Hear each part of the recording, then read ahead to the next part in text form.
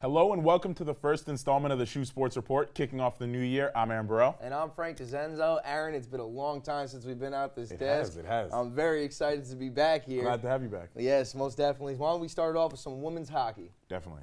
The women's ice hockey team had a wonderful start to their new year with a road sweep against Southern Maine on the 3rd and the 4th.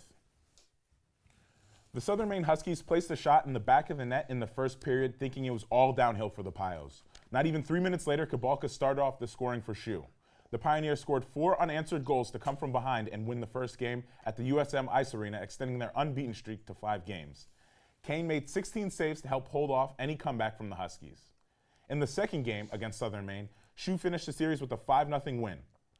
Junior Taylor Moreland led SHU off offensively, scoring a pair of goals while sophomore Sarah Urban stopped 22 shots in the win, giving her her 3rd shutout of the season with a perfect 5-0-0 record. The weekend sweep improved the Pioneers' record to 8-6-1. On Friday, they took on Hamilton at the St. Michael's Doubletree Hockey Classic. Taylor Moreland stepped up and scored with 35 seconds left in overtime to complete SHU's late comeback in the opening game of the day. Jane Lewis, Megan Finley, and Olivia Bryant scored for the Pios in regulation, while Devin Kane recorded 29 saves in the win. On Saturday, the team was looking to win its 2nd consecutive St. Michael's Hockey Doubletree Classic title when they took on host St. Michael's College. Senior Amy Verano scored a goal and recorded an assist to lead the Pios offensively to a 3-1 win. Brittany Smith and Haley Payne each scored a goal, while Sarah Urban recorded 33 saves in the win. The Pioneers returned home Tuesday night to take on Morrisville State. The Mustangs got out to an early 2-0 lead, and the Pioneers would respond with junior Brittany Smith scoring the first Pioneer tally on the power play in the second period. The Pioneers continued to attack, outshooting Morrisville 14-5 in the final period. Taylor Moreland tied the game up at 2 and on another power play. The Mustangs would strike in the final note with 13 seconds left to take the 3-2 victory, ending the Pioneers' win streak at 7. For the final game in the series against Morrisville State, we'll send it out to Alex Bousquet at the Sports Center of Connecticut.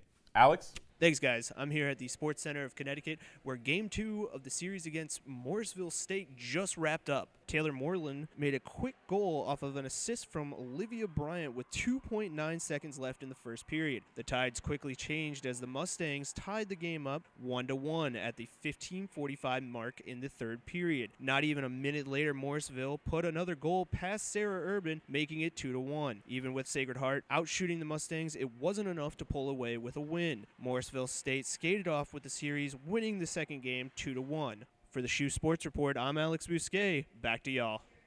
Thanks, Alex. While the women's team started off the new year with some fantastic wins, the men's team had a tough time against Air Force at the end of 2016. Aaron, right you are. Men's hockey had a hard-fought series on New Year's weekend against an Air Force team that came off a weekend sweep against Niagara.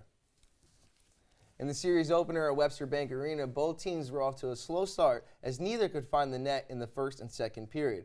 Though the Falcons started off hot in the 3rd with 2 consecutive goals, the Pioneers tried to mount a comeback as junior Corey Kennedy found the back of the net at the 18-minute mark. The lone goal wasn't enough to make a comeback as Air Force scored one last goal 7 seconds left in the game, leaving the Pioneers with a 3-1 loss. On the 31st, the Pioneers looked to bounce back against Air Force in the 2-game series. After a first-period goal from the Falcons, the Pioneers tied the game with a backhanded goal from Adam Durkee. The Pioneers looked to take the lead in the second period as Vita Bavaro placed a slap shot past the goalkeeper.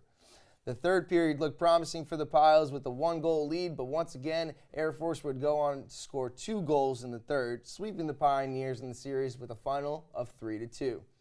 The Pioneers then hit the road to Rochester, New York, to take on RIT for their first series of 2017 on January 6th. The RIT Tigers took a 1-goal lead in the opening period, but Sacred Heart tied the game on their second power play as senior Jordan Manello found the back of the net in the final minutes of the second period. Once again, the Pioneers found themselves battling to hold their tie, but to no avail as RIT scored 2 goals in the 3rd period.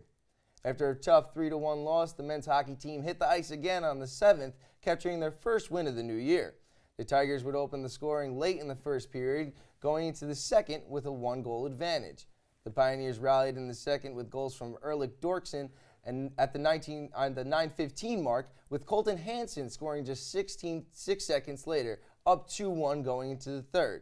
Sacred Heart did not let off the gas, as Stephen Ladden, Justin Danforth, and Dorksen all tallied goals in the 3rd.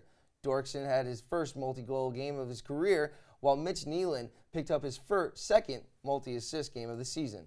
The Pioneers split the series with the Tigers, claiming their second game with a 5-1 win. Sacred Heart is back in action at the Webster Bank Arena as they take on Holy Cross January 13th at 7 p.m. Hopefully both women's and men's can take this momentum through the rest of the season, Aaron. Definitely. Now let's send it over to Kara Levine, who's with men's head volleyball coach Greg Walker for a season preview in this week's Coach's Corner. Kara? Thanks, guys. I'm here with men's volleyball head coach Greg Walker. Greg, thanks for being here with us today. Absolutely. After posting a 7-17 record last season in the EIVA, what have been some of your tactics to improve last season's performance? This season we came in and we really wanted to use the experience our guys gained last year. We had a lot of guys that maybe didn't have a lot of playing experience at this level in the past for last season. So this season we wanted to roll with it, and we're improving our offense. We're speeding our offense up a lot more. We're looking for better efficiencies. We're trying to increase our players' volleyball IQ. I know our serve receive is really good, and it's better than what it was even last year. And I thought last year that was one of the parts of the games we were actually good at. But our serving game has gotten so much better. We're serving speeds that I really didn't think that we'd be serving at this time, so that's great going into the beginning of our season, and it's good to see that now so that we can keep getting better at it by the end of the season. Yeah, absolutely.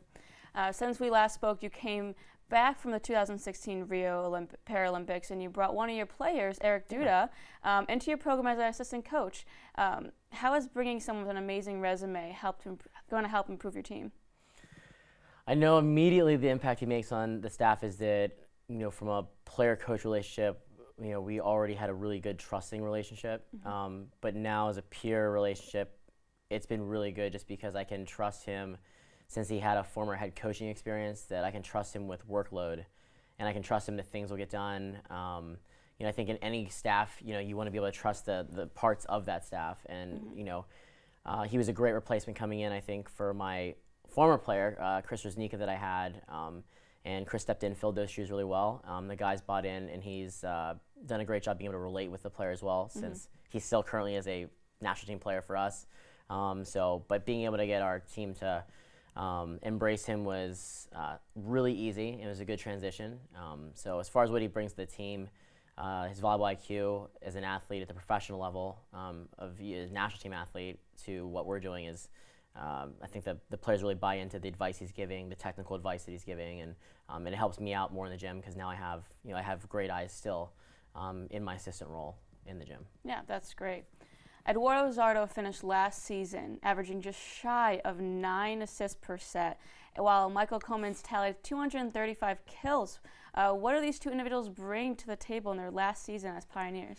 Well, Eduardo, he's definitely right now, he's in the best shape of his life. So for us, and just, all the stuff that he had past experience in the Brazilian national team system to what he's doing now in our system and how intricate and strategic we're trying to be now, it's great. His volleyball IQ is off the charts, and the team really is responding well to him as far as kind of being a very good, they joke, they say he's like dad, but he's like that patriarch of the team. But he's great, I think, as a coach, having a player like that and having that maturity level. Mike, having Michael on our team he is twice the player he was last year. What we had last year, I think, was good for him to have the experience, but this year, he did his work in the off season. He did his work, being able to get into the best shape he's ever been in, and so we're really excited. I'm super excited to see what he can do this year, especially with our program and taking those steps forward to improving our record and our standings and getting our program to where we want to be, especially nationally. Yeah, absolutely. Those guys sound amazing. The 2017 season starts this Friday, taking on North Greenville in the William H. Pitt Center. How does your team feel about hosting the first 10 matches of the season? Yeah, I really wanted us to get a really good vibe and a really good comfortable feel before we went into our conference play, and so we tried to schedule as many non-conference as we could and have them home. Originally I wanted to start our season on the road, but then the more we thought about it, it just made more sense to just stay here, especially we weren't sure being in New England about weather, but it's really fared out well for us. And North Greenville, Dr. Battenfield, the head coach there, is a good friend of mine, and he's done an amazing job building the program from scratch in the last couple of years. And I know in the past I've taken teams down to North Greenville and they've hosted. They just do a great job hosting, and So I felt, the least we could do is if they were up here, they're playing Princeton and NJIT tonight and tomorrow. And he agreed to playing us back-to-back nights. And, I'm excited to have, our two teams together and, getting to have a meal together and stuff. And just spending time together with the programs, I think, is a really great way to grow their game and continue that. Well, Coach, it's going to be an exciting game this Friday. That's all the time we have on this week's Coach's Corner. Thank you, Coach Walker, for stopping by today. Be sure to check out the men's volleyball team in action at the Pitt Center tomorrow at 2 p.m. Now let's send it back over to Brian. Thanks, Kara. While some teams finished out 2016 over the holiday break, others hit the ground running in the new year. Sacred Heart Wrestling went on the road to compete in several meets at the end of the year. SHU started off at the Wilkes Open, placing 11th. Kyle Brady led the Pioneers, finishing second in the 149-pound bracket. Casey Mitchell also saw success in the 157-pound division, falling in the quarterfinals and battling back in the consolation bracket to finish 8th. Matt Fisher suffered an opening round loss, but fought back to claim a spot in the top 12 as he picked up 2 victories in the wrestlebacks with the 165-pound bracket. The Pioneers ended 2016 by traveling to Illinois to participate in the prestigious Midlands Tournament, competing against the top schools in the nation. Elliot Antler was the lone Pioneer to pick up a win, defeating Jason Grimes in the 184-pound bracket. She started off 2017 with a dual match at Buffalo. Casey Mitchell once again led the Pioneers with a major decision at the 157-pound bracket over Kobe Garrity, defeating him 14-3. At the 184-pound match, Elliot Antler fell short in sudden death overtime, Brett Perry 2-1. In the end, the Pioneers fell to Buffalo 43-4. She returns home for a dual meet at the Pitt Center against Hofstra tomorrow night at 7 p.m.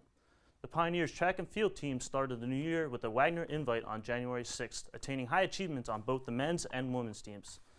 Women's track and field had Kayla Lawrence placing 7th in the 500 meters event with a time of 1 minute and 16.04 seconds. That time qualified her for the ECAC Indoor Championships. Jacqueline Thorne had a solid outing as well, setting a new personal best in the women's mile with a time of 5 minutes and 12.05 seconds. Finishing 11th in the race, her strong performance earned her second consecutive NEC Rookie of the Week. The Pioneers excelled in the women's pole vault as Selena Sampiri placed 3rd, followed by a tie at 6th between Amy Valenti and Kirsten Ciula. For the men's team, Trevor Guerrero claimed 1st in the men's mile with a time of 4 minutes and 11.33 seconds, earning him NEC Track Athlete of the Week for the 2nd time this season. In the men's 3,000 meters, Connor Ra crossed the finish line with a new personal best of 8 minutes and 22 seconds. At the Wagner invite, Joshua Beloff placed 3rd in the long jump with a distance of 6.45 meters and timed a personal best in the 60 meters event. Both Guerra and Ra qualified for the IC4A championships. That's all we have for 2017's first installment of the Update Corner. Let's send it back to the desk for some Pioneer hoops. Thanks, Brian. Sacred Heart returns to conference play with both teams looking to make their way back into the NEC tournament. To men's basketball we go. The Pioneers opened up at home against the Robert Morris Colonials on December 28th. Sacred Heart started quick as Joseph Lopez scored SHU's first 7 points. Even with the lead as much as 8 points in the first half, Robert Morris cut the deficit to 1, 35-34, with the help of a buzzer beater 3. Sacred Heart came into the second half on fire as Mate Buvat's 3 topped an 11-3 run, putting SHU on top of the Colonials 44-37. Robert Morris then flipped the script to take the lead and hold it, shutting down Sacred Heart 78-67. SHU then took to the Pitt Center on New Year's Eve to face an 0-1 St. Francis U team. Even with a strong season-high 19-point performance from Charles Tucker Jr., the Pioneers couldn't keep up with the fast-paced scoring of the Red Flash. Down 42-28 at the half, Sacred Heart improved their field goal shooting in the second from 27% to 47%, but couldn't catch up to SFU. SHU lost their second home conference game, 87-67. On January 5th, the men's basketball team traveled to New Britain to take on the CCSU Blue Devils, starting a 4-game road trip. SHU took the early lead 7-2 and wouldn't give it up until CCSU tied the game at 15 apiece. The Blue Devils would then take the lead off of a 12-4 run. Sean Hohen made a big 3 before halftime, cutting the deficit to 3, 31-28. All through the second half, it was a back-and-forth battle. Quincy McKnight converted 2 free throws to put the Pioneers up by 2 with 34 seconds left on the clock. A held ball situation forced by Hohen clinched the win as SHU had the possession arrow. McKnight had 23 points on the day, having a perfect 8 for 8 from the free throw line. The Pioneers claimed their first NEC win of the season, 64-62. Sacred Heart continued their road trip as they headed to Staten Island to face the Wagner Seahawks on the 7th. Both teams looked to find their second win in NEC play and improve their 1-2 starts. The Seahawks took the lead early in the game, but back-to-back Buvats threes helped tie the game. Even with a third three-pointer from Buvats, Sacred Heart was down 31-35 by the half. In the second half, it was all Wagner, as SHU only came within 3 points after Buvats' fifth three-pointer. A 10-0 run at the end of the second half put down any comeback hopes for SHU as they left Staten Island with a 75-64 loss. The men's basketball team continues their 4-game road trip with Game 3 at St. Francis, Brooklyn on the 12th. Now on to the women's basketball team, who has come out of the gates on fire as they start their push to back-to-back NEC championship tournaments. Sacred Heart welcomed Robert Morris and St. Francis U to the Pitt Center on the 29th and 31st of December to close out 2016. Against Robert Morris, the Piles were led by Shelby Hickey, who opened up conference play by dropping a career-high 23 points, going 8 for 8 from the floor and 7 for 7 from behind the arc to pick up the 69-59 win over the Colonials. Catherine Haynes also stepped up for SHU, registering her first career double-double, grabbing 14 rebounds and dropping 12 points in the win. On to New Year's Eve, where SHU welcomed St. Francis U, looking to close out 2016 on a high note, and that's exactly what they did behind big games from Catherine Haynes and Hannah McKimmel. Haynes recorded her second double-double in back-to-back games, dropping 14 points and grabbing 16 rebounds in the 73-63 win. Kimmel dropped a game-high 18 points to pace the team offensively over St. Francis U. On to Saturday, where they were looking to start 2017 right where they left off in 2016. They traveled to New Britain to take on in-state rival Central Connecticut. Despite Catherine Haynes recording her third straight double-digit game, SHU fell 67-59, picking up their first loss in conference. On Monday, they were looking to rebound during a trip to Staten Island, taking on the Wagner Seahawks. SHU picked up the win against Wagner after a big second half from Kelsey Castro, who put up a season-high 16 points to lead the team to a 70-56 win. The Piles are now 3-1 in conference and are back in action on Saturday when they'll be in Rhode Island to take on Bryant at 1 p.m. I have a feeling it's going to be a banner year for the Pioneers. Let's hope, Frank. And from all of us here at the SHU Sports Report, thanks for kicking off 2017 with us. We'll see you here next week.